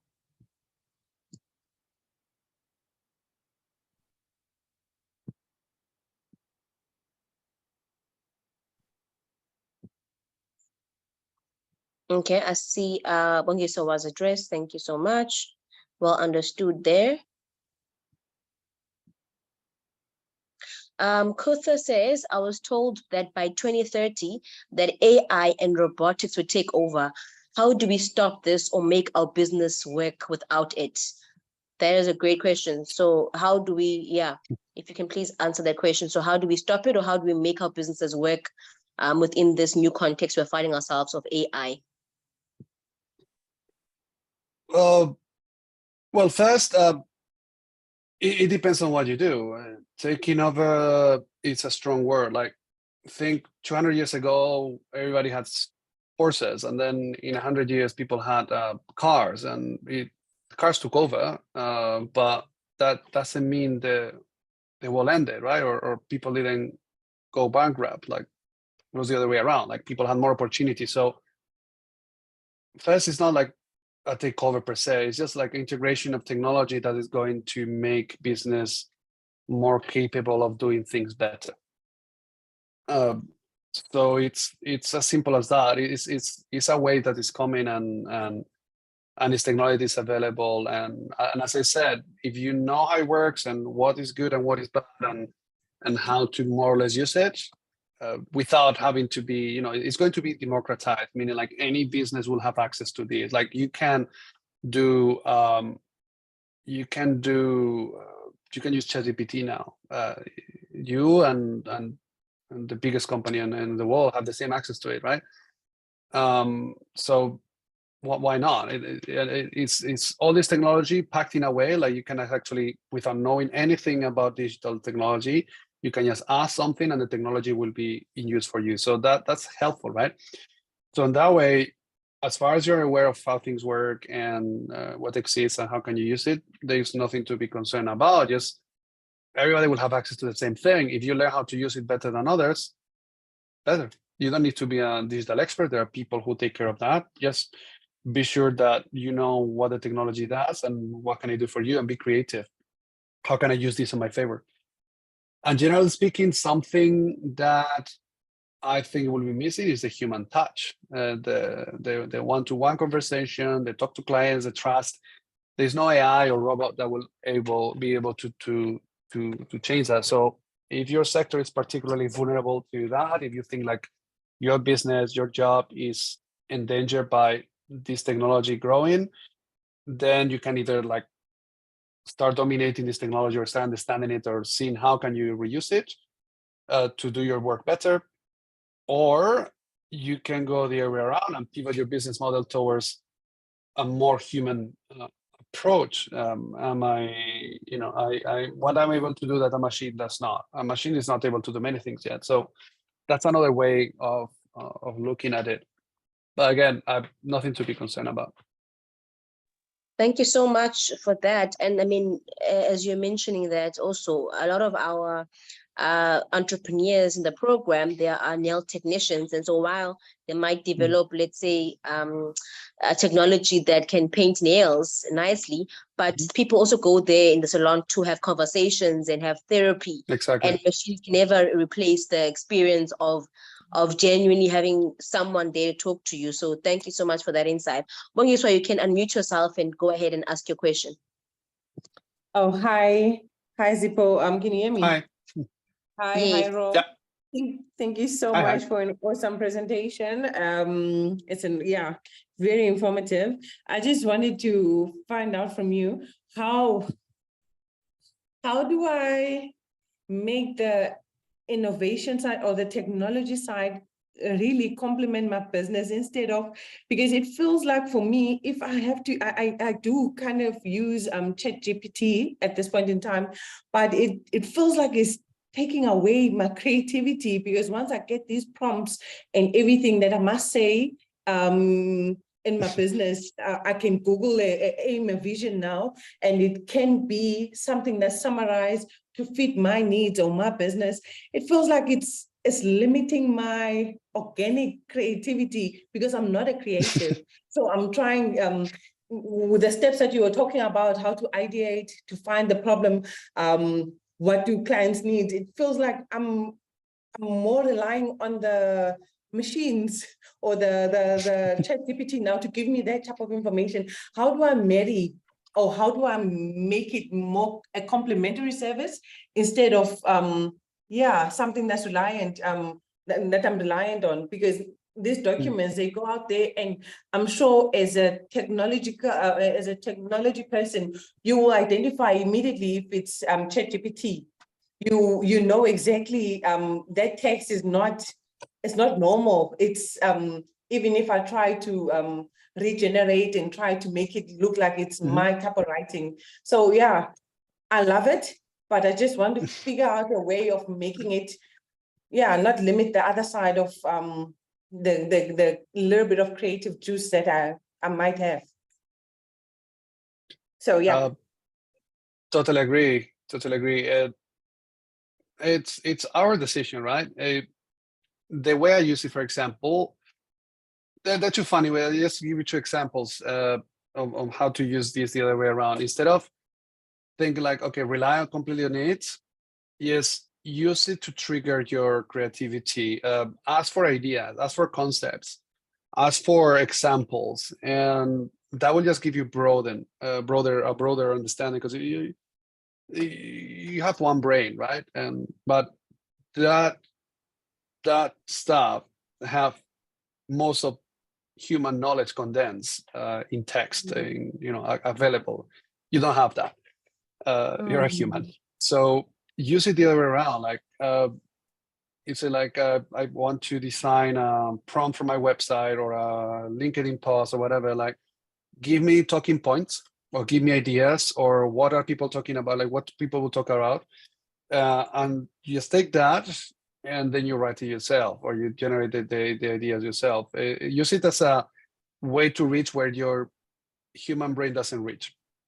Another fun way of doing it, you can use it as to impersonate someone, because he has read so many conversations, so it's strange, right? So it's like, okay, I am this person, I sell this product, and I'm talking to a client who has this and this and this and this feature. You act like you are that person, and the ChatGPT is okay, and then you're like, hello, what do you think of this product? Blah blah. You can use it as a, you know, as someone to talk to, actually. So it's that's quite fun.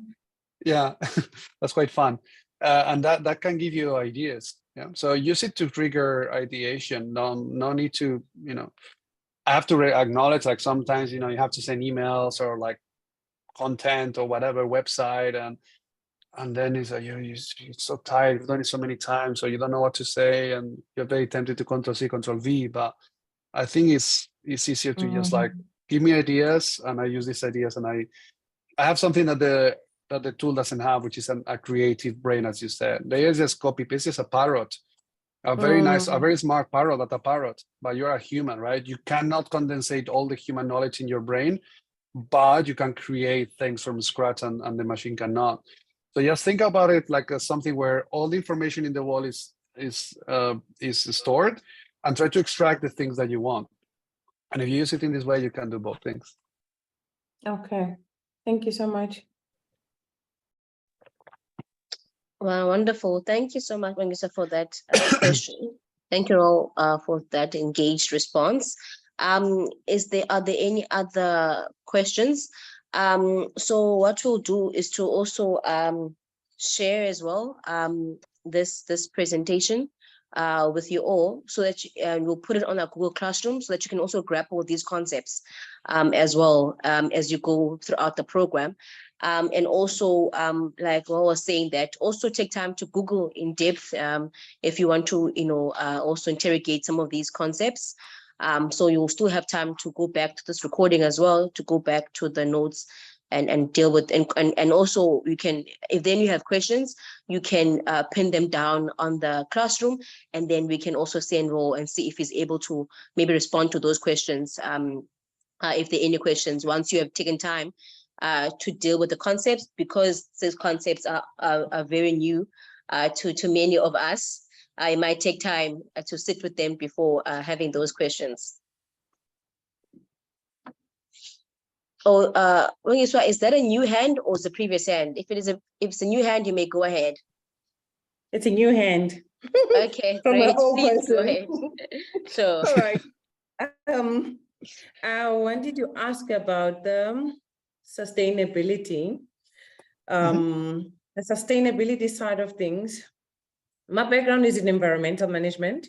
So when I talk sustainability, I talk from an environmental perspective. I will say it's when you consider, while you operating, you're developing right now, and currently you consider the future generation, right? While taking into consideration the environment, the social part, and the governance side. But now I've found that there is these concepts that we're talking about, new concept. It's not a new concept, but it will be, now companies are looking forward to ESG, and now it's a separate thing on its own. And it just confuses me, because now I'm not an ESG specialist, but what it's basically saying is the same as sustainability. I'm in the gas industry, where I can talk about the SDG, maybe sustainable development goals, but instead of me breaking those things down, it's like there's a whole lot of jobs that are created specifically to take on those small parts that should be integrated into everything. How do I compete with that? Because I mean, I think I would like to write reports or to engage in that, but because you're not a specialist, you're not a sustainability specialist, or you're not a carbon person, it's something that you don't get to, people don't recognize you. I'm not sure if whether you can give me ideas of how to play around those type of concept and how to make it into my business so that people can recognize it as well?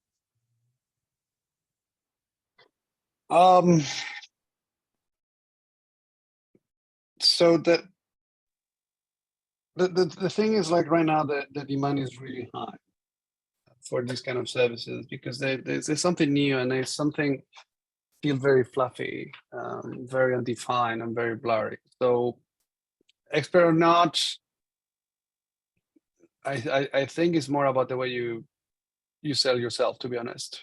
And then you see like all these big consulting companies, and then normally like they just hire consulting companies to do this, right? Like BCG or say like the big ones, and they work through it. There's some standards and so on. So as far as you present yourself as a ESG expert, you watch a couple of videos online of how this works, and how the reporting has to happen. And if you have background on that, then I don't see any reason for which you are not better, worse positioned than anybody else who's actually doing it. If you understand environmental science, if you understand sustainability, which is something that most people know and understand by itself, but if you actually have deep knowledge into it, then it's like, okay, just look online a bit, like what the reporting entails, what the analysis they have to do, and what are the action they have to take, and then that's it. And whatever you don't reach, if you need like some very specific carbon expert, blah blah, find that person and partner up with her. But I don't see a reason for which you are not capable of doing that, or that you will perceive as not. It's just about self-portraying oneself and then see how other people do it. But most of these things, something like anybody who knows about the topic could do. So by all means. Okay. Thank you, Raul. Thank you so much. We have another question. Kotha, you can please go ahead. Can you hear me? Yes, Nico, we can you hear you? Yes, we can hear Okay, you. so I have a question. How do you make technology work for you in the construction industry? Besides social media, I'm not very tech savvy, but how do you incorporate the technicality side or technology side into the construction industry? So what is very trendy now is they call it twin, like digital twin. That was actually, I had a couple of the slides about it, but I removed them because I think it was too much. But it's basically using BIM technology, which is building information management. It's basically designing instead of on paper or in a drawing. So you design a 3D model online of whatever you're going to build, and that stores all the information, like the amount of concrete that you need and whatever. Calculates the whole structure. Is amazing. And then based on that, you can create different options for different buildings and how you're going to construct this and so on. So as far as I know, I haven't worked in construction for a while, but that is the technological trend there. It's more about 3D modeling and digital twinning, all this metaverse thing. But yeah, that's all I'm aware of.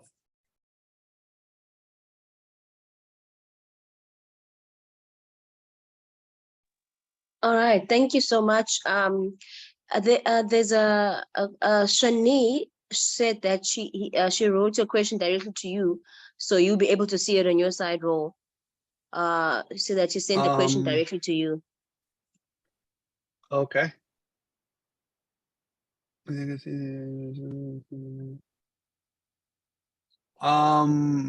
is a good decision, yeah. So Charlie, can I is this a private question or do you want me to answer here?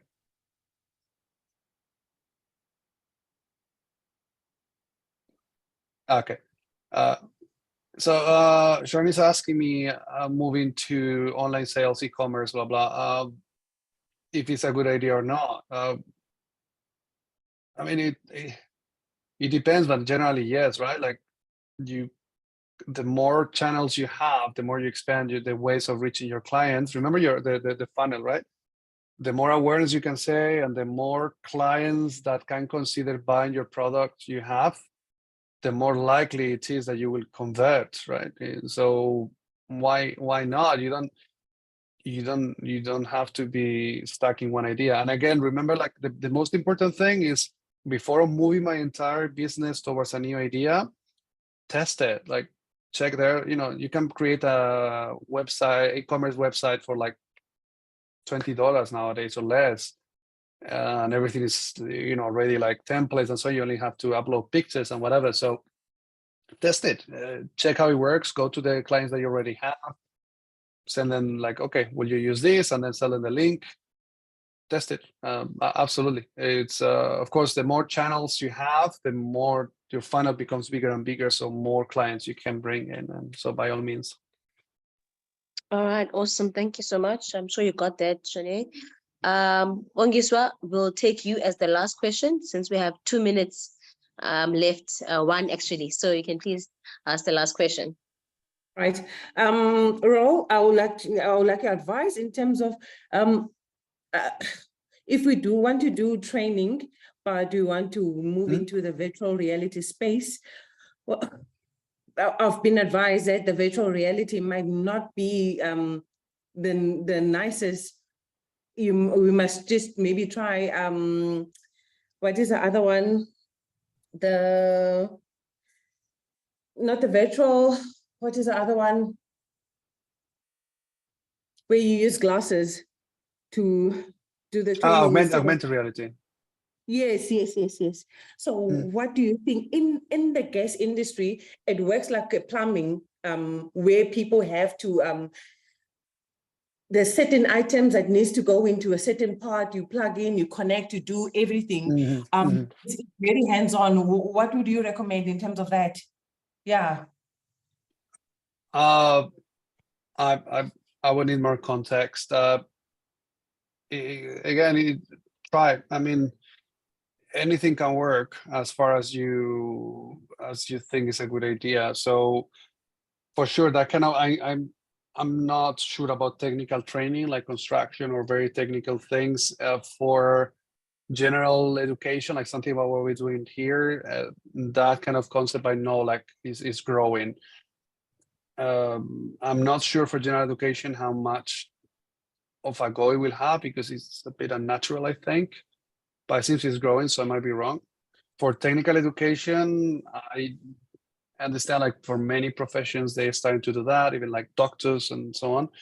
So I'm sure that's something that will kick. I'm not sure how the technology is, and I'm not updated on that sector, but absolutely yes. I mean, anything that goes on the direction of technology, it has to be tested. Just try it. Yes. The question would be like, rather than is this good or bad, is how can I test this technology or apply this technology in the cheapest and simplest possible way to have an idea of this works or not. Thank you.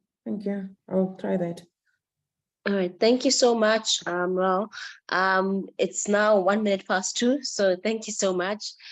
Such a very informative session, so insightful, and I think it has definitely unlocked a lot of thoughts for all of us about how we can, at least now there's invitation to thinking about technology, about sustainability, and about innovation. I think that because you are in this call, that there's definitely a way that you can start thinking about it in your industry and in your sector, in your business, about how you can lead innovation. And I think one thing that I also appreciated that you spoke about in terms of innovation, it's also about being client-centered, that don't think about innovating too much because you don't want to lose your current customers, but maybe what's that one thing that can make you more efficient or it can make you increase your sales. But it's always it made it seem like this thing that seems to be such a far concept for those in other sectors, but even us as entrepreneurs, in our communities, we can innovate in a way that makes sense to our business, to our customers, to our market. So thank you for bringing these concepts to us. And it's a start of beginning to grapple with these concepts. So really, really appreciate you. Thank you for availing yourself, and thank you for a wonderful presentation. It was amazing. So just in terms of admin, I did respond, I believe so. If not, to the question that was asked by Zara regarding the in-person class, the next in-person class will only be on the 25th of August. So it's still a while. So we still have some online sessions before we have our online class. And Spakazi has already sent those emails to all of us on a Google Classroom to have the calendar, the curriculum schedule. So you can just confirm there and plan your availability. Other than that, I want to also ask anyone else, for those who don't have their names correctly, so BB, BF, BM, and some YWay, P30 Pro. So please change those names to your actual names, so that we can mark the attendance and register correctly. If you can please do that. And then lastly, if you can please, all of us, just put on our cameras so we can just take a picture, a group picture with Raul, and save at the moment. So all of us to change our names, to put on our cameras, and we can, please take our group picture, and Spakazi will help us in screenshotting that. So thank you so much. I see those cameras switching on. If you can all please do that in the next 30 seconds, that'll be much appreciated. Thank you. Nafisa, I see you there. Also, Claire, just to see you. I know you guys are saying you're all fine, but it also just makes a difference when you see the person's face as well. All right, so the next 10 seconds, because we'll begin to take the pictures. So everyone else, please quickly change your cameras to be on. Thank you, Nulu Babalo. I see you there. Thank you, everybody. So yes, because I believe you are snapping at us. You can all say innovation, technology, sustainability. Sustainability. Yes. AI. All right. So thank you so much, everyone. Thanks again, Raul. It was an incredible session. Looking forward to also chatting with you within the week or so. But yeah, thank you, everybody. Have a great day. Any closing remarks, Raul, before we exit? No, just to thank you for being here today. I really enjoyed today, and anything I can help with, please feel free to reach me out. It's been such a pleasure. Well, thank you so much. All right, with that said, then goodbye, everybody. Go ahead and innovate. Thank you. Bye. Thanks. Bye. Bye, everybody. It was great. Thank you.